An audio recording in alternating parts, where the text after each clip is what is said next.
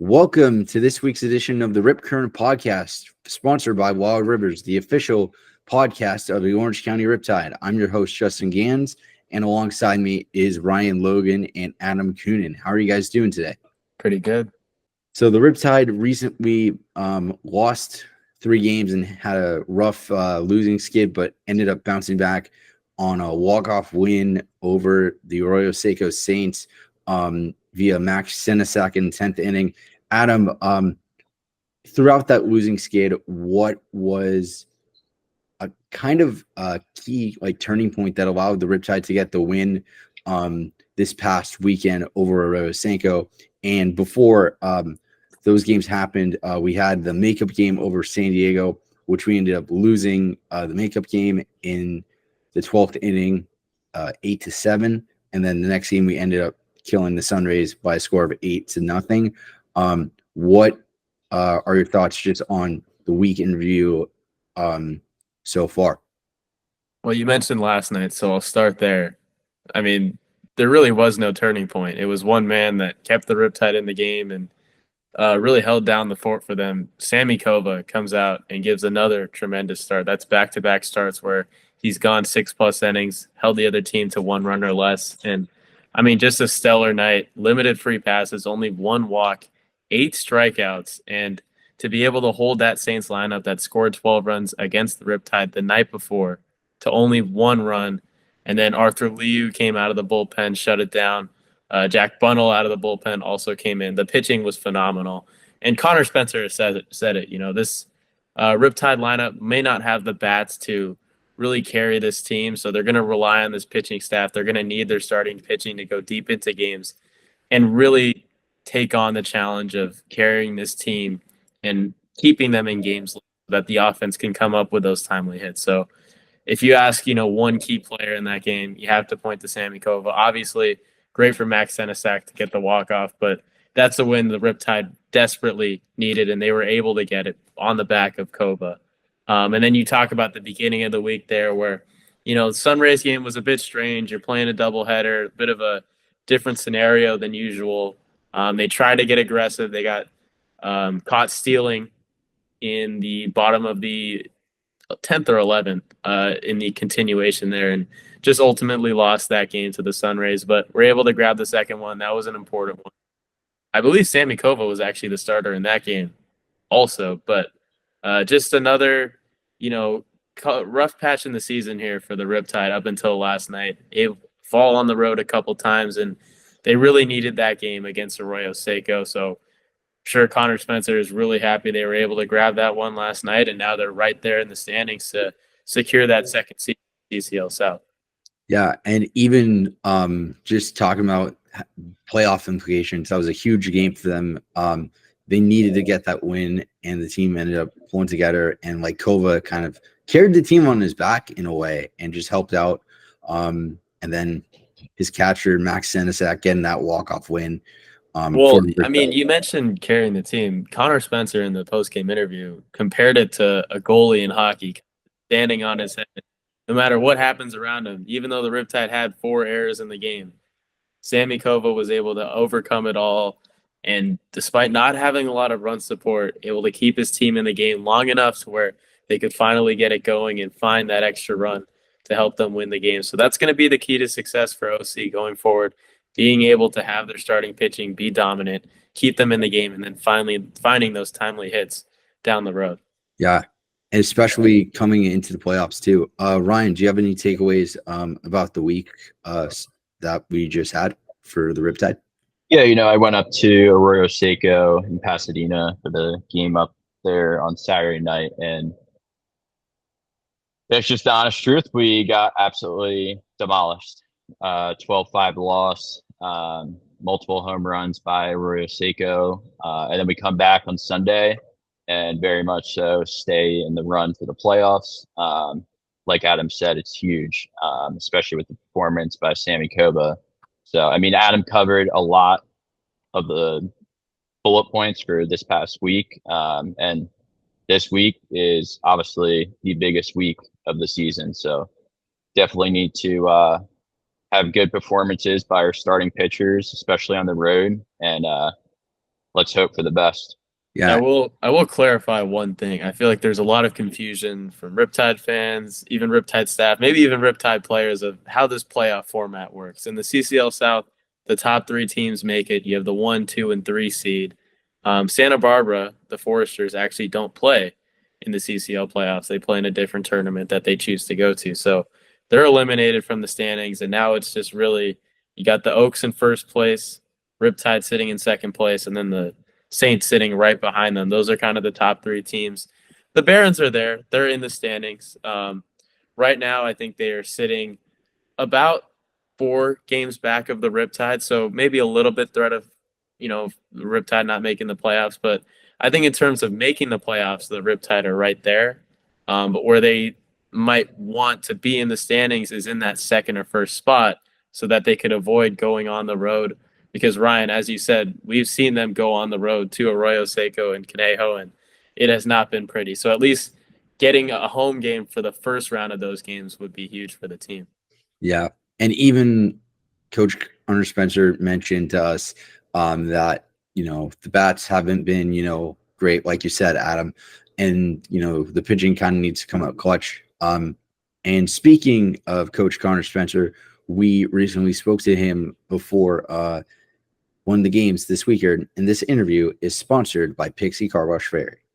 So, Coach, it's been a couple weeks into the season. We're nearing the end of this 2024 CCL season.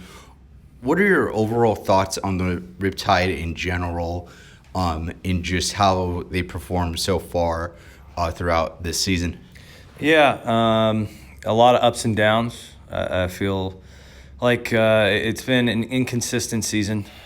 We've gone through some stretches, obviously, where I feel like we've played some good baseball, and we've gone through some stretches where it's been frustrating, and we haven't been able to put a solid product on the field. Down the stretch here, it's the same thing that I've always been preaching. It's got to be about consistent baseball, and the guys have got to stick together. And right now, it's a little bit of a tough stretch, but it's good lessons for these guys to have learned, and hopefully it's something that they can take with them when they go back to their respective schools. And who do you think's kind of been like the most improved player going into their season for college next season? Yeah, I feel like I could say this about quite a few guys. One player that jumps, at least for me, actually 2 guys I think that I can mention. One is Luke Johnson, Cornell, and he's a player that still is, for me, quite immature. But man alive, he's, if he can figure it out, if he can control his emotions, that's the biggest thing holding him back right now is he's so hard on himself, but the kid's got a good swing. He understands himself, and he's put in a lot of work defensively. I've seen the glove tool improve over the summer, and the second player I think that I would choose on that list is Max Senesac. I feel like at the beginning of the summer, the game was moving extremely quick for him. He's done a really nice job with a lot of hard work. He's been able to slow the game down. He's put together some quality innings for us behind the dish, and I feel like he'll be able to go back to Loyola Marymount as a more polished player, someone that's going to be able to give more mature innings back behind the backstop for LMU. For any college baseball player, it's monumental playing in a summer baseball league, the Cape Cod League, or anything like that. Is there any specific thing that you've planned? Obviously, throughout the season you do with speeches you deliver after the game, but in these last few games and last week, is there anything you look to accomplish in terms of preparing their players for the next season and stuff along those lines? And a lot of these players, or a good amount of them, will most likely go to minor league affiliate teams and stuff like that, such as teammates of mine in high school and my short baseball career. Right. Yeah, it's a great question. I think there's been an emphasis all season long from day one on being a professional, how to play professional baseball, dealing with the adversities that professional baseball is going to bring, and one of those adversities is the dog days of summer, right? And towards the end here, I feel like a large amount of our focus is on staying healthy, getting the right amount of work in, doing quality work during the dog days of summer where bodies are breaking down. Unfortunately for us, we've had some key injuries. Obviously we lost Flaherty early. We lost McIntyre to the hamstring. I feel like probably one of the more significant injuries that we've had was losing Cadena. I feel like Cadena was probably our team captain, or if not one of our top team captains, one of the guys that kind of was a glue in the clubhouse. You start to get into this 300, 350 at bat range. You get to, kind of the heat days of the summer. You've played a lot of games. These guys are getting tired. Bodies are breaking down. Yes, we as a staff, we can give players the tools as much as humanly possible to try and take care of their bodies and get the work in that they need to do. But at the end of the day, it's up to the player, if they want to be a true professional, to take care of their bodies, to do the rehab work that it takes in order to keep themselves healthy. And it's, again, just more learning lessons that they can take with them, not only back to their respective schools, but, down the road, if they are lucky enough to play professional baseball, this is what they're going to have to deal with on a day-to-day basis. Coach, you mentioned this rough patch that your team is going through right now. You were a player. I'm sure you had some rough patches in your career. What's your advice to them to work out of it and learn from it also going into next year? Right.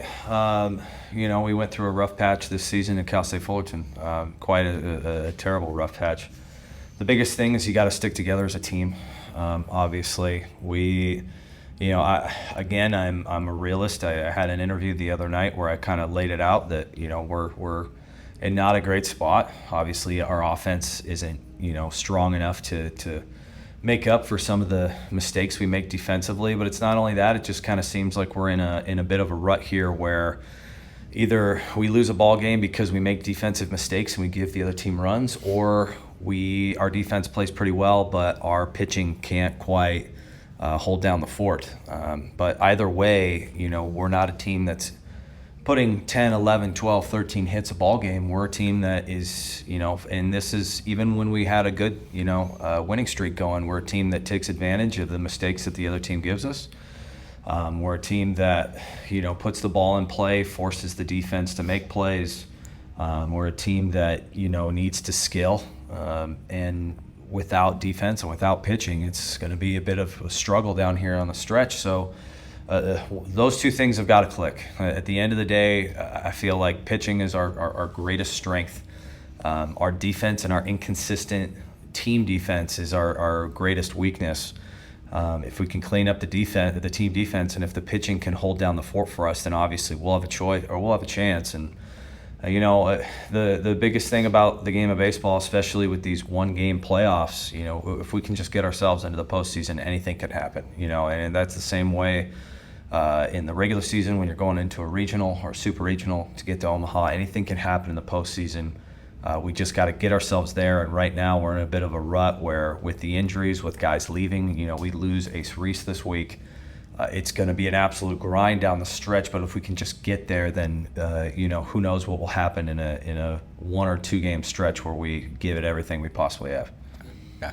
Thanks so much, Coach. Yep, you got it. Welcome back to the Rip Current Podcast, the official podcast of your Orange County Riptide, sponsored by Wild Rivers. Adam, there's been some rumblings around the league throughout the MLB that a couple Riptide players just got drafted, or former Riptide players, that got drafted to the big leagues. Who are some of these players that just recently got called up to the MLB? Yeah, I mean, we had 2 drafted in the MLB draft, at least that I'm aware of. I'll take the first, and then I'll let Ryan take the second here. But the first one, Josh Randall, part of the team last year, went to Utah State, and he's taken in the 3rd round, goes to Detroit at 85. So that's a Riptide player that goes pretty high in the MLB draft. Good representation for OC to get a guy to go that high in the MLB draft, and just shows the opportunities that these guys have playing in this California Collegiate League against some of the top talent, where, there are some D1 players, there are guys in, top conferences in the nation. So just another example of how the Riptide are giving opportunities to some of these players. And then the other player, Davis Diaz, drafted by the Oakland A's in the 8th round, a guy that was with the team in 2021. So just another player that got an opportunity with the Riptide in the summer and was able to showcase his talents. Wasn't the only reason he got drafted, but certainly helped in his development. Yeah, and it's really interesting to see like a lot of scouts come out to CCL games in general and Riptide games overall, which is pretty cool to scout future talent, not just pro scouts but even college scouts as well. Well, there were scouts even at the CCL showcase that was the other day. You know, the Riptide had a couple players in there. Matt Spear was there representing OC, Andrew Parker, just a couple of the guys, Patrick Hackworth. So they had a couple players there, and there were MLB scouts, college scouts, guys from all over, from professional organizations there to scout some of the top talent that the CCL has to showcase. So just another opportunity for these guys to, show what they have to offer and maybe secure a future contract down the road. Yeah, and something really interesting that I kind of found was we see Diaz go up to Oakland. So he stays in the state of California, just not in the south side, over in Northern California, which is pretty cool to see that. Well, too. soon to be, probably by the if he were to make the major leagues, he'll probably be part of the Las Vegas A's. So yeah, sorry, that's probably I forgot the A's are moving. I still think the A's. Well, they're going to play in Sacramento next year, but yeah, by the time he make it up to the majors, if he makes it happen, he'll probably be in Las Vegas. Yeah, which hopefully we'll get to see a team back in Oakland one day because that fan base really needs it. Ryan, do you have any insights for just any of the players, the two players that got drafted to the MLB? Yeah, I mean, I guess the one thing that I do have to say is getting drafted in the third round in the draft is, I mean, in the MLB draft, it's not like the NFL, NBA, or NHL draft, but I mean, that's pretty high up there considering how many rounds there is. So I'm definitely thinking there's potential for Josh to make it, but you never know with the MLB. It's very hard. I saw a stat the other day that the Cleveland Guardians Stadium would only be like 60% occupied if there was all the players past a certain year, like early 1900s. So it just goes to show the slim chance of actually making it to the majors. It's very small, but hopefully our former OC Riptide player can make it. We already have two up there, so hopefully he can be the third. Yeah, and speaking of just our organization in general, we just want to have a quick thank you for all of our staff members, all of our fellow interns, and the fans for allowing us to do this podcast, and just a quick shout out just to everybody for supporting the Riptide and allowing us to do this great podcast. And speaking of the Riptide just being kind of a summer collegiate ball club, we want to go into our next topic, which is sponsored by Chick Fil A in Woodbury Town Center. The transfer portal, for both of you guys, we just heard news that Camden Bates is going to go play over at Arizona State, and also Matt Spear is transferring from San Jose State to Michigan, and for Bates, he is transferring from the University of Tennessee. Can you guys give some more insight on both of those players by chance? Well, we actually got a chance to catch up with Bates, so why don't we play that interview that we got with him pre-Sunday's game. Should be fair. Camden, so you just recently committed to ASU. What's the adjustment like going to be going from Tennessee to ASU, and what do you hope to achieve going to ASU this coming season?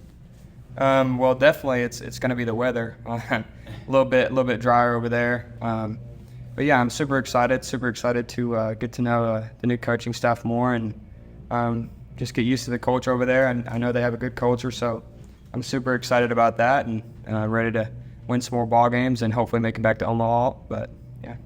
Is there anything specific you hope to achieve in this coming season? Any specific part of your game, fielding, hitting, any mechanics you look forward to working on in this last coming week of the season? Yeah, just to put together better ABs and drive the ball a little bit better, and just be productive at the plate, score some runs, and get on base. Lots to be excited about going to ASU. Obviously, all the talent they have over there. Ball really flies. What really stood out in the decision-making process and made you want to go to Tempe? It was really just the coaching staff. Just our culture over there is really awesome. The coaches really truly care about their players, and that was something that attracted me to them. Just being able to develop and get to know the coaches more and develop relationships is huge, and that's what they got going on over there. Camden, you were able to win a national championship with Tennessee, go to Omaha. That had to be an unbelievable experience. What was that like, being a part of that team? Yeah, I mean, it was awesome. Getting to experience everything that I experienced through that, getting to go to all the places, and yeah, it was really cool to be able to win that thing and bring a national championship back to Knoxville. And then you just joined the Riptide rather recently, season wrapping up here. What are you looking to accomplish in these last couple of games, and what has your experience been like so far? Yeah, so it's been awesome. Getting to know these guys and getting to know the area a little bit. I've never been to California, so getting to go to the beach and stuff. But yeah, just putting together better ABs, just driving in some runs and doing it for my teammates, and just helping my teammates out as much as I can. And Adam, what are your thoughts on Camden Bates going to ASU? Yourself, you attend Arizona State. What was it like to kind of have a Riptide player that's been really good playing in a College World Series type of setting, getting all the way to the Super Regionals for Tennessee, and now getting to transfer over to your school? Well, as a Sun Devil myself, I'm excited. I mean, I just saw him hit a home run the other night against Arroyo Seco. Big reason why they won the game. His solo home run in the 5th inning, just one of 2 runs for the team. So he's just getting his feet wet with the Riptide. That's what Connor Spencer said. Only been there a couple, kind of new to the team. Didn't get too much in Tennessee as a freshman, just trying to work himself in and find a role on an SEC team. Now he transfers over to ASU where the ball flies. If anyone's ever been to Tempe, seen a baseball game in Arizona, you'll know the ball flies, especially at Phoenix Municipal. So this will be a great opportunity for Cam to get a chance to play with an offensive-focused team, a coaching staff that is able to develop some of the top talent in the MLB. This past MLB draft, a guy like Nick McClain getting drafted, guy like Ryan Campos getting drafted in the MLB draft. So they're able to develop top talent and should be good for progression. Personally, as a player, I know that Arizona State's a team that's hungry this year, looking to in the Big 12, and he should fit right into that, playing in the middle infield. I think he'll have some opportunities to crack the lineup. Yeah. And Ryan, what are your thoughts on Matt Sphere going from a Mountain West conference like San Jose State to the Big Ten for Michigan? Yeah, I mean, the Big Ten, also a great conference for baseball as well. So we'll see how he does up there. If he does anything like he's done with the OC Riptide, he's going to kill it. But I have more to say about Camden Bates. Like Adam said, the ball flies at ASU, and he's already hit a home run as a freshman in the SEC at Tennessee, and he only had 8 at-bats. And he had a 250 batting average.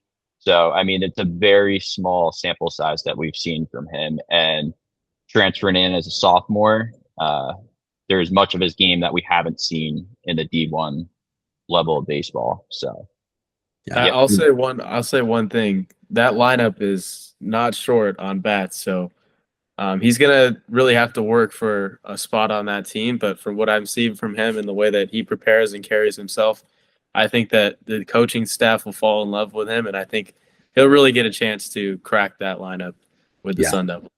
And we also got 2 other players that are transferring out, Arthur Liu and Nate Cadena.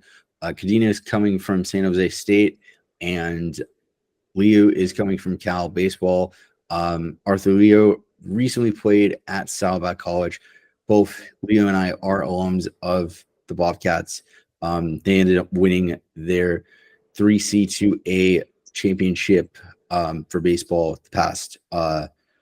this past year, and now Liu and Nate Cadena will be heading to the beach at Long Beach State for next season. I think both of these players are going to be a huge key piece that the Beach needs. They picked up a new coach as well, a former player coming in to coach for them. And this is a team that needs it. Cadena coming in with his power bat definitely can help the Beach next season. Last 2 seasons have not been great for them. And even Leo's stellar pitching definitely will help on the pitching side of things. I'm also a part of the Beach, so it's great to see 2 athletes like that I know personally come to the school and just help our team try and do better in the Big West for next season. And speaking of pitching, we caught up with one of the pitchers on the Riptide, Tanner Warady, who described to us a couple of different roles that he's had. For him, he's been able to check out different roles, being a starter, closer, and reliever.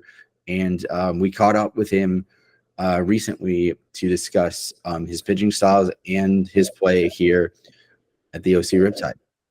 Tanner, you go to LMU and you play with a couple guys on his team, including Max Sinsak, who's a catcher. What was it like getting to play with one of your friends going on with the team? I mean, playing with a familiar face going into a summer ball team is obviously really nice. Not only that, he's obviously a catcher, and being able to like get that pitcher-catcher work going, obviously going into next year, and knowing Max, he's an absolute stud and gonna probably be competing for a starting spot in the upcoming season or 2. So just being able to get that work in with him and being able to get that familiarity and reps just to make sure he knows what type of pitcher I am and I know what type of catcher he is obviously great to get that work. And you've had a lot of different roles throughout this season with the Riptide, doing starting, relieving, closing, just getting that experience. First off, how has that experience been going for you? And also, what do you think is kind of your favorite type of pitching role to play since you've been able to play all 3 this summer ball season? First off, being able to get all those experiences and all those roles, especially starting, closing, first out of the pen, it's obviously good to get all those experiences in before the season. And just because I know I'm going to be able to use those opportunities and experiences next year at LMU, and have just those different roles and just know who I am as a pitcher. Just how long do I need to warm up if I'm starting? How long do I need to warm up if I'm closing, coming out of the pen? So it's just good to just know those things ahead of time. And what was the second question again? The second question was what has been your favorite role so far? My favorite role has got to be closing. You just come in, you let it eat for 1 inning, you just light up the radar gun, and give your team that win. So that's probably my favorite. Tanner, Coach mentioned the dog days of summer earlier. A lot of mileage on pitchers' arms now. What are you doing personally to keep your arm healthy and save your arm a little bit as we go down the stretch here? Definitely a lot of rest, recovery, but also sticking to your plan, knowing your arm. I follow a strict throwing arm care program, specifically after I throw, and it's just basically just sticking to that. I know these days can get long and you just get to the field, you don't want to do it, but in order to stay healthy, in order to, pitch at the next level, you need to stay healthy and be able to maintain your arm. I asked this last week, but it's such a big thing when it comes to pitching. Is there any specific mechanic or pitch you've been working on this summer to get ready for your season next season? Actually, I have a new pitch. It's my spike changeup. I was kind of developing it a little bit last year. I've been throwing it now in the summer, and it's probably going to be one of my best pitches. It's really fun to throw. It has really, really diabolical movement to it. I'm just excited to bring that out next year in the fall and just show my coaches of how much I've been working on it and what it can do to other hitters. Thank you so much, Tanner. Yeah, no, thank you guys for having me. Yeah, no problem. Welcome back to the OC Riptide podcast, The Rip Current. I'm your host, Justin Ganza, alongside Ryan Logan and Adam Coonan.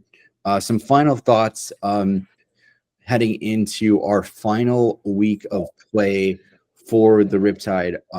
What are your guys' thoughts just heading into our final week of the 2024 regular season here in the CCL? Yeah, I mean, I think obviously we want to make the playoffs. We want to continue to win and everything like that. But I touched on it in the interview with Coach Spencer. And I think a huge thing of summer baseball, whether it be the Cape Cod League, the CCL, or anything like that, yes, to become a better baseball player and hone in on some skills that you may want to improve on, or altering pitching mechanics if you're struggling with a certain pitch or something like that. But it's also the mental aspect of it and what you learn from it, and going into the next season with a coach like Coach Spencer telling you in these post-game speeches, like, hey, like at this level, very similar to the minors or anything, like you said, pro ball style, it's monumental for these players to really grasp that. And not that they don't get that at their school, but in a league like the CCL with scouts from the MLB coming out and them talking to scouts from the MLB, other schools, and the transfer portal, it's just huge. So I think that's one of the big things outside of the baseball realm of results and stuff like that. So, yeah. Yeah, you mentioned the mental side of it, Ryan. I think that going along with that, battling adversity is a big thing. Just think about how much adversity this team itself has battled just with injuries alone. They lose Carson McIntyre, who just joined the team rather recently to a hamstring injury. He won't be playing anymore. They lose Nathan Cadena to a hand injury. Now they lose arguably their best hitter in Ace Reese, gone for the summer. So they've lost a lot of their key pieces here, and they've had to fight through some tough stretches where they've made errors, they've hurt themselves, and they felt like they could win ball games, but they've given it away. And yet they still sit here right in the thick of things with a chance to make this a really special summer. Not that it hasn't been already, but a chance to make it even more memorable with a potentially deep playoff run here. So I think that if you're a player, there's a lot to learn from in playing in the CCL and having a summer like this, being under a coach who went through it. Connor Spencer was a star player at UCI, a guy that has tons of knowledge, played in the major league farm system. I mean, he's a guy that probably has an immense amount of knowledge and wisdom that he's tried to pass on to these players. And the main message that he's, kind of relayed to me in these post-game interviews is it's about preparation. It's about the early work, getting to the ballpark early, how you carry yourself off the field, and what you're willing to put into it really determines what you're able to get out on the field. Because, some of the errors and some of the, mistakes the Riptide have made, he's really reiterated that if they want to fix those, they have to take what they do before the game seriously. And as a guy that has gone through it, I'm sure he knows best how to deal with adversity, how to get better, and how to work through some of those pains. So I think this is a really good opportunity for a lot of these guys before they head back to their schools to have these experiences and learn under someone who's gone through it in Coach Connor Spencer. Yeah, and even like you mentioned, Riptide are trying to make a deep playoff run here. I was just looking at the standings for our TicketSmarter CCL update. Conejo sitting in first place with a 20-9 record. Santa Barbara, like we mentioned, will not be playing in our CCL playoffs.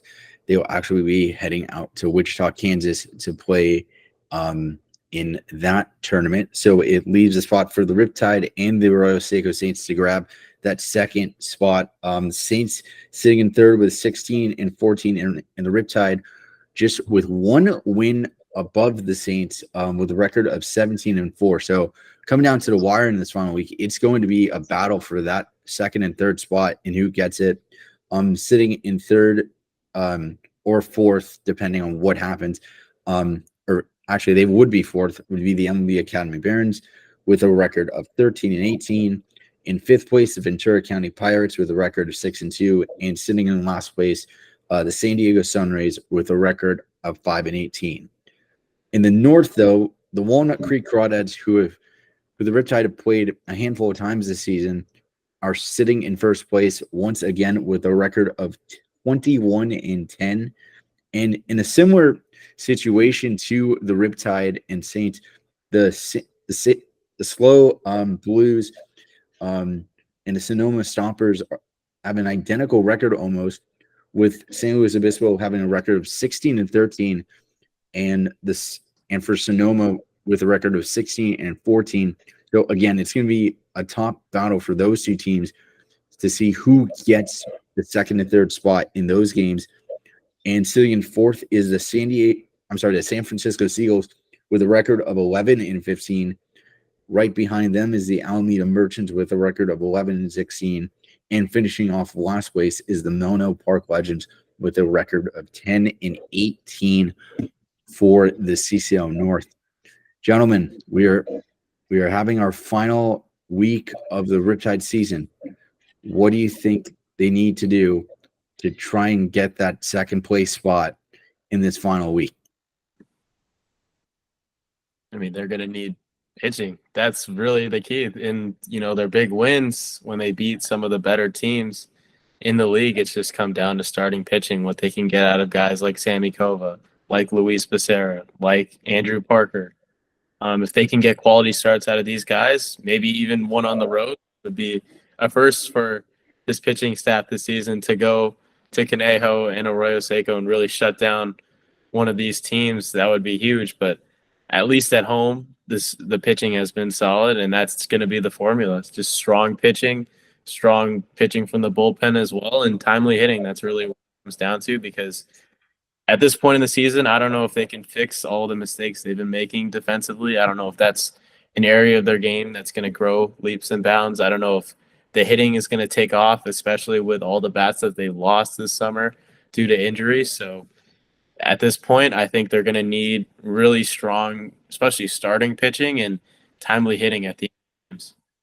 Yeah. And Ryan, do you have any kind of thoughts on how they can finish out this season strong, or finish out the regular season strong per se? Yeah, I mean, Adam touched a lot on it, but starting pitching is key, especially on the road. We've struggled on the road, and I think that's a huge factor of the end season result in this last week. Because if our starter gets knocked out, like I believe it was up in Santa Barbara, where Parker only lasted a few innings and let up 8 earned runs, and an environment on the road, that's not good for any team. So it doesn't matter if you have a whole entire lineup that can hit, or your first 6 spots in the lineup that can hit, and then in a week, the last 3. So it really is huge on the road for starting pitching to do good in this last final week. Yeah, and Riptide fans, we need all the support we can get in these final few games. So come out and support your Riptide for the final games of this CCL season, as the final home game will be on July 28th, and that could be a huge day, as it could basically cement what would be where the Riptide ends up, second or third place in the playoffs. Gentlemen, thank you so much for joining me today for this edition of the Rip Current podcast, sponsored by Wild Rippers, your official podcast of your Orange County Riptide. I'm your host, Justin Gans, and we will see you next week for a final week in review and a recap of the season, along with who's going to play who in the CCL 2024 playoffs. Thank you so much for listening.